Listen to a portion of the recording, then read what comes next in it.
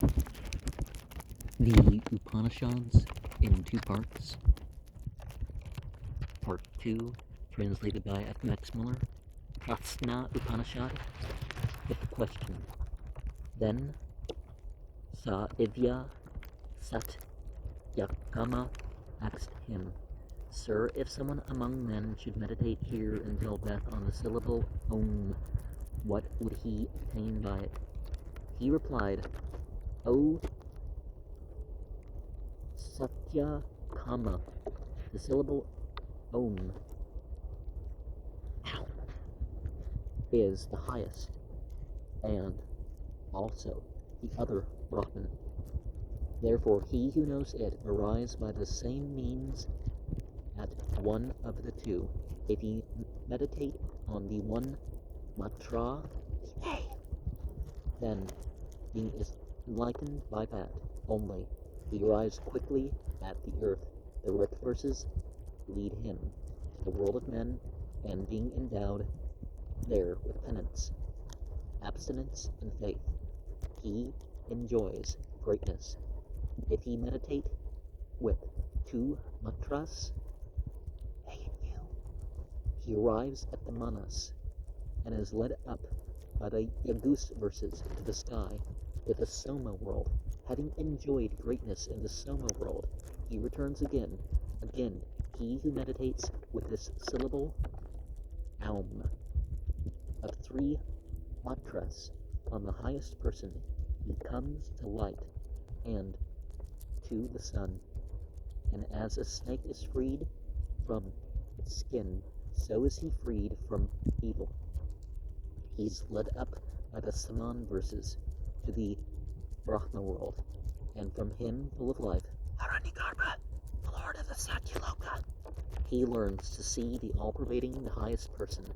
And there are these two slokas. The third, three matras. If employed separately and only joined one to another, are mortal, but in acts, external, internal, are intermediate. If well performed, the sage trembles not. Through the Rik verses he arrives at this world, through the Yagus verses at the sky, through the Saman verses at that which the poets teach. He arrives at this by means of the Onkara. The wise arrives at that which is at rest, free from decay, from death, from fear, the highest. And I, of course, think of and refer to my work with Ekankar, and the 7 verses refer to, oh, well, this is the deity name of this plane and that. Well, it can all be the same deity, right? And using certain phrases, but these phrases have meanings.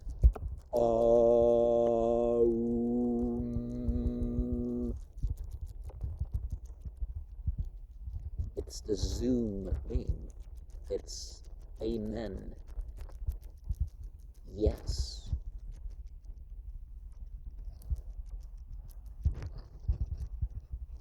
That sort of stuff.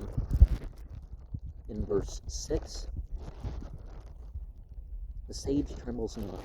The 3 acts are explained as waking, slumbering, and deep sleep are as 3 kinds of pronunciation. Tara, Mandra, Madhyama.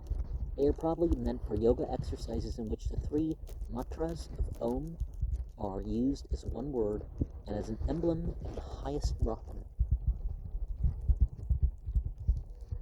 And, the number that I use.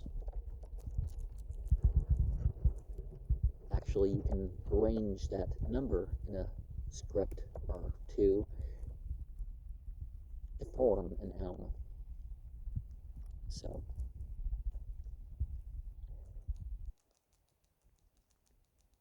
the 3 matras, if employed separate and only joined one to another, are mortal, as verse 6 says, because in their separate form, they do not mean the highest Brahman. And returns, verse 5. Tadupa desinete yavat,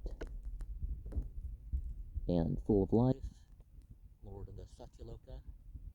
The world of Hiranyagarbha is called this Satyaloka. And Brahma world, 6. Oh, we said that. Satyaloka. On the later edition, bringing the Om and consisting of 3 mantras and a half. See Weber in Studios 1, page 453, Rower, page 138. Well, the silence, right? Sort of a tetragrammaton without pronouncing its letter, right? Of course, the tetragrammaton uses the hey twice. And arrives at the Manas, verse 4. Svuptau, Fretiya, Vitti, Yartha. And verse, meditate with the 2 mantras. That's what we got there. But verse arrives at the Manas. Literally the mind, but here means for the moon as before. It is clear that Manasa belongs to some Pavyata, not as the Dipika and Rower think, to Dhyayita. Some take it for Svapna, the Mani, Hiranyagarbha. And, okay. He meditates on 1 mantra in verse 3. Dipikayam vakaspatinna karamatram iryava vyakyatam. Arriving quickly at the earth. Sampadyate prapnote ganmete seshah. And at the same means, in verse 2, ayatanana